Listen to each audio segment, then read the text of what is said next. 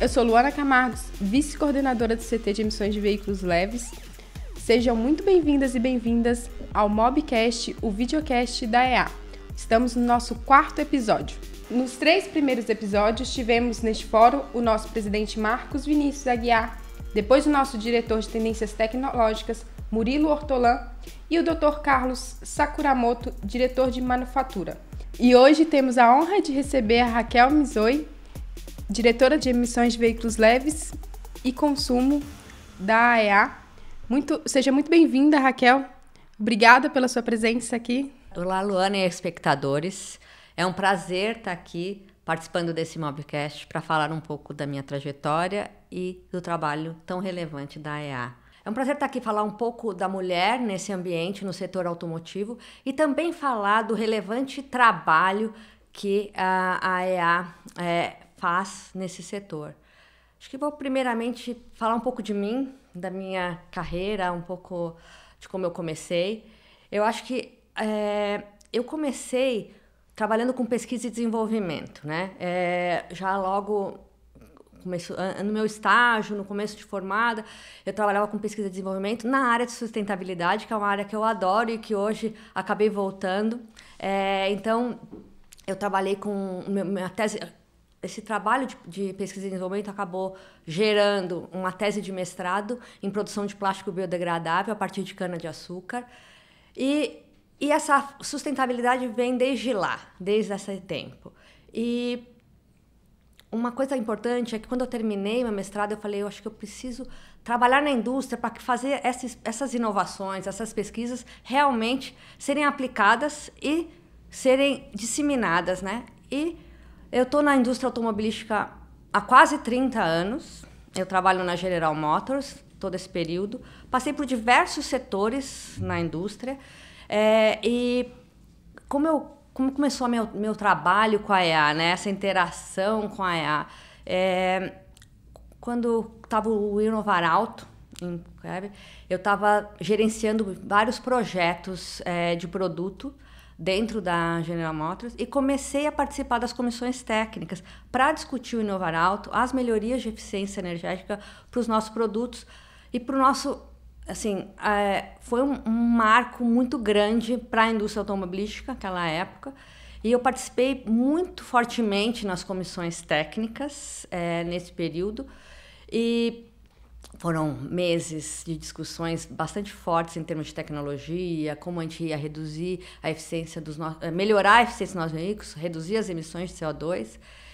E isso acabou culminando no meu convite para trabalhar como diretora de emissões e consumo de veículos leves aqui na EA, onde eu estou há aproximadamente 6 anos. Legal. É uma trajetória super legal. Sua formação é em que mesmo, Raquel? Eu sou engenheira química. Sou formada pela USP e tenho mestrado em biotecnologia. Ah, legal. E, Raquel, historicamente o setor automotivo é masculino, né? E você começou a trilhar esse caminho há 30 anos atrás. Como que foi essa trajetória?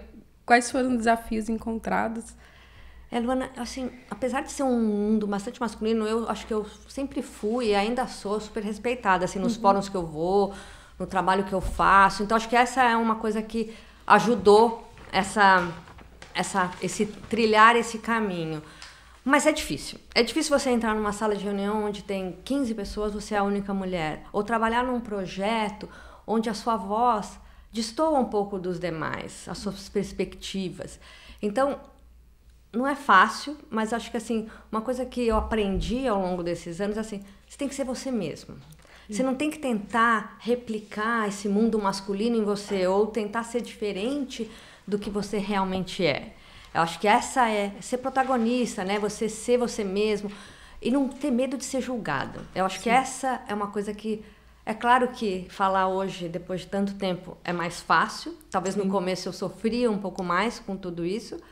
Mas eu acho que ao longo do tempo, a gente fazendo isso, sendo você mesmo, não tendo medo de ser julgado, eu acho que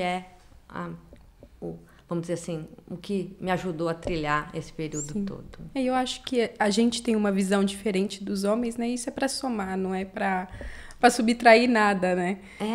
É sempre muito bom as diferentes perspectivas. Isso soma e traz mais riqueza nas discussões e nos debates. Isso eu acho que é bastante importante. E hoje eu acho que mudou um pouco, né? Como que você enxerga esse cenário hoje da mulher nesse mundo automotivo? Eu acho que mudou, mas eu acho que ainda temos bastante mudanças para ser feitas. A gente não vê um número relevante de mulheres ainda no setor. Ainda somos minoria, eu acho que isso é importante, mas eu fico super feliz para ter, igual você, né? Uma pessoa super competente, uma profissional da área super competente, aceitou o desafio da coordenação do CT de missões, que não é não é um CT fácil, é um CT bastante complexo e muito importante na associação, para ser exemplo para essas novas profissionais, para as pessoas que estão vindo. Você é jovem, então assim, temos caminhos a trilhar, temos bons exemplos na indústria, né? Sim. Mas eu acho que o grande ponto é ainda que a gente precisa trabalhar, eu acho, principalmente com a base. A gente ainda vê poucas mulheres na faculdade de engenharia. Sim. Então eu acho que a gente teria que trabalhar mais para trazer as meninas quererem trabalhar com engenharia, né? Sim. Desde o fundamental, no ensino médio, acho que a sociedade deveria trabalhar um pouco mais nisso se a gente quer ter mais diversidade no setor. Porque por mais que as empresas façam, ou mesmo a associação às vezes faça buscas ativas para trazer, a gente tem dificuldade porque ainda tem menos pouco interesse, né? Tem poucos profissionais, né? Se você for na faculdade, você vive isso, né? Você vê que tem poucas mulheres. Ainda temos muito menos mulheres nesse setor do que se formando do que homens. Né? E eu tinha, na minha sala, por exemplo, tinha 10 meninas de 50, mas assim, eu fui para a área automotiva. O resto tá em banco, tá em alguma outra coisa, então... Tem mesmo isso. Hoje, mesmo quando faz a faculdade, depois acaba escolhendo um outro setor. Um setor, às vezes, mais administrativo, menos técnico, como o setor automotivo. Você puxou o gancho da EA e eu queria perguntar um pouquinho sobre a diretoria, né? Você tem duas CTs importantes sob a sua responsabilidade, que é de emissões de veículos leves e de consumo. Você pode explicar um pouco do trabalho desses grupos? Tá. As CTs, né, aqui da EA, como elas funcionam? Na verdade, são grupos técnicos onde a gente discute tecnicamente novas tecnologias, novas regulamentações, novas normas. A ideia é colocar dentro de uma sala, para poder promover essa grande discussão imparcial, sem vieses, para suportar a evolução da mobilidade da engenharia brasileira, né? Então, a gente tem nas comissões montadoras, autopartistas, universidades, ICTs, próprio governo, produtores de combustível, de lubrificantes. Então, é muito diverso em termos de composição para realmente ter essa imparcialidade, né? Então, como você falou, né, tem a porção de emissões e a de eficiência energética, mas basicamente todas as CTs da EA, elas trabalham dessa forma, discutindo tecnicamente para suportar a engenharia e a indústria automobilística a evoluir. Ficou claro. E como você mesmo falou, a gente fica lá discutindo coisa técnica, coisa que a maioria do pessoal leigo não entenderia. São discussões intensas e extensas sobre esses assuntos técnicos. E qual que é o objetivo da EA trabalhar tanto nisso? Qual que é o objetivo maior? Ter tanta discussão técnica, tanto engenheiro envolvido, tanto esforço dentro desses CTs? Eu acho assim... Vamos lá, eu vou falar da minha diretoria, né? Então, vamos começar com o CT de emissões. O CT de emissões, ele é basicamente focado em emissões de escapamento. E esses gases que saem, a gente está falando em melhorias de consumo de combustível, né? Melhorias da eficiência energética. E com isso a gente está falando em redução de emissões de CO2, de dióxido de carbono, que está relacionado com o aumento da temperatura do globo, né? Então aí a gente já fala muito mais de poluição global, aumento de temperatura global.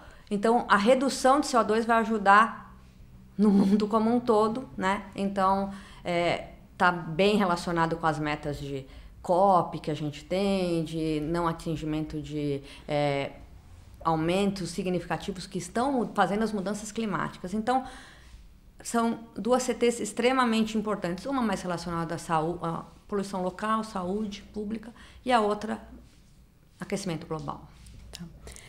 Você até comentou que você entrou bem na época do Inovar Alto ali, né? Então a EA participou, né, muito dessas discussões do Inovar, participa das discussões do Proconv, que sempre acontecem, do Rota 2030, e essas discussões trazem esses benefícios que você comentou, que estão relacionados a consumo, relacionados à saúde pública.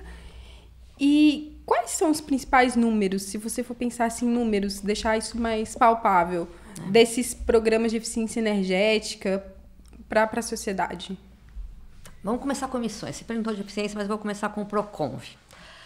O Proconv, porque ele está desde o começo da EA. Comecei com o Proconv porque o Proconv, o primeiro nível de Proconv, o L1, ele entrou em 1988, 4 anos depois do que a associação começou, né? Uhum. Então, a EA já participa do Proconv desde o seu primeiro, né? Então, para leves, o L1 foi em 1988, hoje a gente já está no L8, né? Então, já tivemos vários ganhos aí, melhorias. Então, o Proconv L1, desde 1988, até agora o Proconv L8. Do L1 até o L7, que é mais fácil de mensurar dessa forma, porque eles são metas por veículo, eu vou pegar 2 gases como exemplos. Mais de 98% de redução de hidrocarboneto. 98%. É uma coisa, assim, inacreditável. Parece que é intangível, mas foi. De 88 até o começo do L7, conseguimos mais de 98%. E quando a gente fala em óxido de nitrogênio, NOx, a gente fala em mais de 96%. Então, são ganhos extremamente relevantes para a poluição local. Quando a gente já fala de eficiência energética, quando a gente fala Inovar Alto e Rota 2030, ambos, quando a gente pensar do poço à roda, que acho que já é uma forma diferente de pensar, onde a gente também olha a produção do combustível, distribuição e tudo mais, esses 2 programas, em relação a 2012, que foi a base para poder gerar esses 2 programas regulatórios, tem aproximadamente aí 29% de redução de CO2. A gente está falando aí de evitar mais ou menos 17 milhões de toneladas de CO2 que foram emitidas. Então, são números enormes, são números bastante relevantes. Legal. E agora, com o programa Mover, isso vai ser intensificado, né? Acho que vai ter uma redução maior aí de consumo. A gente vai conseguir alcançar índices ainda mais expressivos? A expectativa é que a gente tem agora no Mover uma redução de aproximadamente 12%. É possível? É possível. Mas a gente tem que olhar não só... porque, como você sabe, né, você trabalha com isso, a gente tem um ciclo de teste, né? Então, a gente tem que olhar não só a redução no ciclo, mas também a redução que a gente vai ter na vida real, no carro andando. As tecnologias que a gente consegue colocar, que às vezes a gente não consegue mensurar no ciclo, mas a gente consegue mensurar na vida real, que é o que a gente chama de off-cycle. Então, sim, acho que é possível trazer essas tecnologias para que o cliente lá na ponta, ele realmente sinta essa melhoria de eficiência, essa redução de consumo do combustível. Então, é um desafio.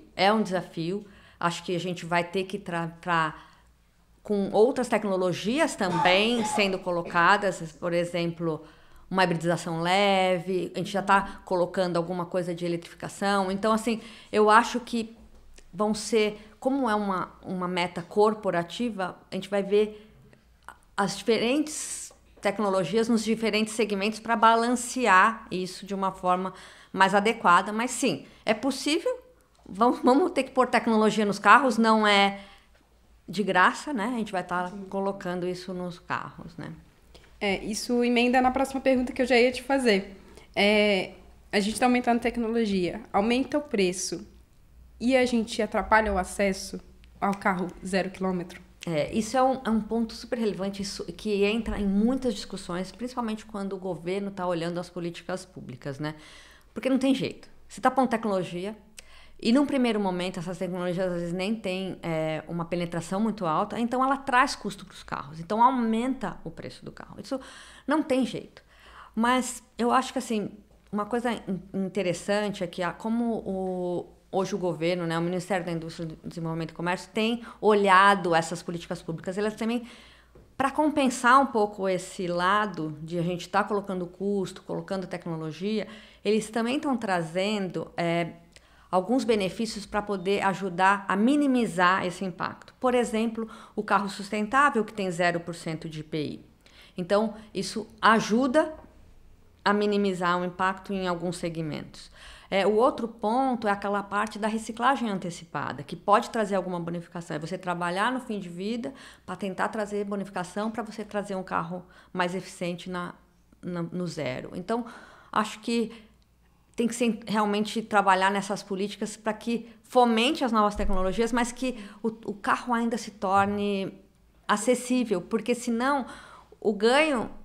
Não adianta a gente ter um carro que seja inacessível e os carros antigos fiquem rodando na rua. Porque aí, todo esse ganho que a gente falou na pergunta anterior, não tem. Porque o que está andando na rua são carros de 10 anos, 15 anos. A gente precisa que os carros novos, cada vez mais, com mais tecnologia, com menores emissões, rodem. Entrem no mercado, né? Entrem no mercado. E você já citou um termo aí que é diferente, que é o veículo sustentável. O que é isso, Raquel? O que é esse veículo sustentável? E essa guerra que eu brinco que tem veículos elétricos versus veículos biocombustível, qual que é a resposta? Existe uma resposta singular? Ou o futuro ele é multidisciplinar aí nesse quesito? Eu acho que o futuro é multi, como todo mundo tem falado. É uma briga, é uma guerra, mas eu acho que, assim, primeiro ponto, né? Antes de eu falar o que é o carro sustentável, eu acho que tem uma discussão que está acontecendo dentro da EA que é muito importante para esse mérito. É biocombustível ou é elétrico? Vai depender muito da onde você está produzindo esse carro elétrico ou da onde você está produzindo, da onde vem a sua energia elétrica ou da onde vem o seu biocombustível. Então, outra coisa que está acontecendo na discussão do Mover é que a partir agora de 27 vão começar a fazer a entender a pegada de carbono de toda a cadeia, que é o que a gente chama do berço ao túmulo. E com isso, essa discussão se o elétrico é melhor ou se o biocombustível é melhor, tecnicamente a gente vai ter base para poder falar qual que é o melhor. Porque ele pode ser melhor no Brasil na Europa outro, na China outro. Então, por isso que essa discussão é tão acalorada, né? Porque ela não é a mesma coisa. Mas essa discussão do berço ao túmulo, onde a gente vai ver a pegada de carbono de toda a cadeia automotiva até o fim de vida do veículo, ela vai ser extremamente importante para a gente falar qual é o veículo mais sustentável. Mas o veículo sustentável, vamos falar do veículo sustentável para o Mover, né? Esse mês agora de julho, o governo publicou um decreto onde ele determinou um veículo sustentável, onde esse veículo ele tem 0% de IPI. E basicamente baseado em 3 pilares. Emissões de CO2, então a gente está falando de sustentabilidade em termos de meio ambiente, a gente está falando já de poço à roda, né? Já o trabalho que a EA fez em 2023 do poço à roda, já suportando novos pontos regulatórios. Ele também tem uma parte de categoria de veículo, massa de veículo, para realmente que seja um carro mais acessível, ou seja, um carro mais de entrada. E um outro pilar muito importante para a sociedade brasileira é que esse veículo tem que ter um certo percentual de produção local. Então, também fomenta a indústria local, fomenta a geração de emprego local. Então, é baseado nesses 3 pilares esse carro sustentável que o governo publicou recentemente. Muito legal. E é super legal, a gente participa da EA, né? A gente está sempre dentro dessas discussões, a gente se mantém atualizado. E acho que uma frase que é meio clichê, não existe resposta simples para problemas complexos. Então, acho que essas discussões acaloradas acontecem por causa disso, né? Não tem como você falar assim, vai pela direita, vai pela esquerda, porque os problemas são complexos, cada dia ficam mais complexos e não existe a resposta simples, né? É bem legal isso que você falou, e é por isso que é importante ter várias vozes na mesa, né? Porque, às vezes, você tendo só a montadora falando, ou só a universidade falando, ela não vai chegar numa solução que seja palpável ou real para o que a gente precisa. Então, ter essas várias vozes nas comissões é muito importante para discutir problemas complexos, como você falou. Sim. E para o futuro, qual que é a visão de futuro da diretoria do CT de emissões de veículos e consumo de veículos leves? A curto prazo, eu diria que a gente ainda está trabalhando em Procon VL8 e Mover, mas à medida que, a médio e longo prazo, eu acho que a gente tem tido bastante esse debate dentro da diretoria, a gente precisa começar a trabalhar mais transversalmente entre as comissões, porque está ficando, como você falou, muito complexo os novos desafios que a gente tem, cada vez mais, né? A gente falou em reduções de 98%, 96% em emissões locais, melhorias. A gente está chegando em cada vez mais difícil ter ganhos significativos. Então, essa transversalidade entre as diretorias, entre as comissões, vai ser muito importante nesse primeiro momento. Falar em novas tecnologias, combustíveis, lubrificantes, junto com emissões, junto com o consumo. Então, talvez essa atuação mais transversal vai ser muito importante a médio e longo prazo dentro da EA. É isso que eu enxergo.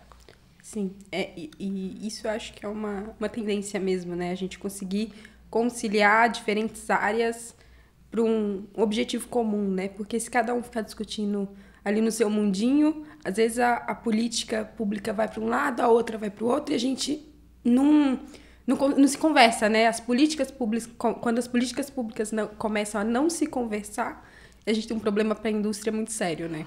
Exatamente. Isso é uma coisa que até agora é difícil, porque a gente vê, né? A gente fala de Proconv, no caso do Proconv, é Ministério do Meio Ambiente. Quando a gente fala de Mover, é Ministério do Desenvolvimento, Indústria e Comércio. Mas, por exemplo, o combustível do futuro é um que está tentando combinar tudo isso, né? Então, fazer um pouco esse trabalho de combinar todas essas regulamentações. Mas eu concordo com você, porque é muito difícil e cada vez está ficando muito complexo, né? Porque agora a Proconv é média corporativa, o Mover é média corporativa. A gente vai ter agora o IPI, o imposto do carro, correlacionado com a parte de eficiência energética, potência dos veículos. É um quebra-cabeça tão complexo para a indústria montar o seu portfólio, que se a gente não tiver essas discussões de uma forma mais combinada, como você falou, de uma forma mais holística, vai ser muito difícil para a indústria conseguir trabalhar nesse quebra-cabeça complexo que a gente tem de regulamentações nesse momento. Raquel, a gente já está caminhando para o final desse episódio. E antes de encerrar, eu queria voltar um pouquinho para o nosso tema de início, que foi a mulher no setor automotivo. E que mensagem que você passaria para mim, para outras mulheres que estão entrando nesse setor, que querem trilhar um caminho de sucesso como o seu? Qual que é a mensagem que você deixa? Eu acho que eu falei um pouco quando eu respondi, mas eu acho que assim, para dar uma mensagem assim, sejam vocês mesmas, não tentem mimicar os homens, o que está na sala, sejam vocais, sejam protagonistas da sua história, né? Acho que essa é a palavra que eu gosto. Sejam protagonistas na história, na engenharia, nas comissões que vocês participam, na indústria, no trabalho que vocês executam. Sejam vocais, não tenham medo. O potencial que todas nós temos é enorme, então nós temos que falar assim como eles falam e ser ouvidas. Então, acho que essa é a principal mensagem. E em relação ao trabalho da EA e tudo isso que você comentou que a gente tem feito, você tem alguma consideração final para deixar para a gente? Eu acho assim, eu poderia ficar horas aqui, adorei esse podcast, porque falar de sustentabilidade, diversidade de gênero são dois assuntos apaixonantes, né? A gente poderia ficar horas e horas aqui conversando. Mas eu acho que, só como recado final, eu acho que, como eu falei, para a gente ser protagonista, a gente tem que começar a mudar e fazer as coisas diferentes, né? E eu acho que um exemplo, a gente pode trabalhar, por exemplo, um exemplo, o CIMEA 2025, que está por vir agora em agosto. Eu acho que é um excelente lugar para a gente estar lá, para ser ouvido, mostrar nosso trabalho. Ele vai ter o foco principal de sustentabilidade e a gente trouxe nessa edição mais diversidade. Então, eu acho assim, um recado é: participem sempre desses simpósios, dessas coisas, para trazer, não só mulher, homens também, para trazer mais interesse, para trazer mais conhecimento e dividir. Que eu acho que essa é a maior ganho que todos nós temos para a indústria nacional, para a engenharia nacional. Esses eventos agregam muito. A gente discute, encontra pessoas que a gente às vezes não via há muito tempo e troca muita experiência. Eu amo, acho incrível. E assim a gente chega ao final de mais um Mobcast. Raquel, muito obrigada pela sua presença.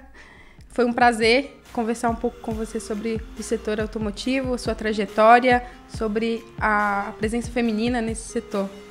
Muito obrigada, Ana, pela oportunidade de estar aqui com você, debatendo isso. Obrigado aos nossos espectadores e eu gostaria aqui de me despedir e agradecer a todos aí que estão nos ouvindo e nos assistindo. Espero que tenham gostado de mais um episódio do Mobcast. Muito obrigada a todos que assistiram e até o próximo.